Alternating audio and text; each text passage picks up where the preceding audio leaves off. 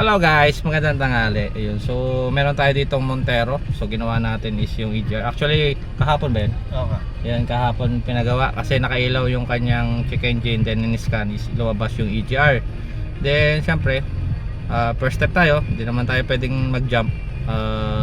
Basic lang. So nilinis natin kaso pag galing lang ni Sir sa Jollibee, umilaw. Umilaw ulit. Yun, so nirecommend nila na palitan na yung EGRs, and then yung parts is si Sir yung bumili. Yan, so hindi tayo pwede kayong bumili ng parts pagka sa amin kayo nagpagawa.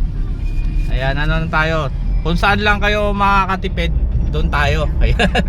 Kaso si Sir gastos na eh. Hindi okay lang. Kumakagastos na eh. Pero sana wag na. wala na yan. So maganda naman yung nung EGR nya. So ayan tingnan natin. Yan, function naman. So, nagkakaroon naman siya ng pulse.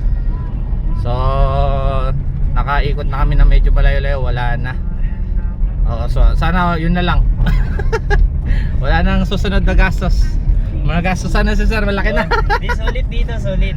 Ayun. Mabait si boss. Ayan. So, eto hindi na natin to sisingilin. Wala na babayaran si Sir. Yung scan, libre na rin yan. Yung kabit, libre na rin yan.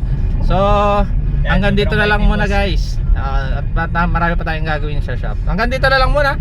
Doon sa mga mag-inquire guys, message na lang kayo sa page natin para at least ma-assist natin yung mga inquiry and mga katanungan nyo. Alright, so hanggang dito na lang muna. Bye bye.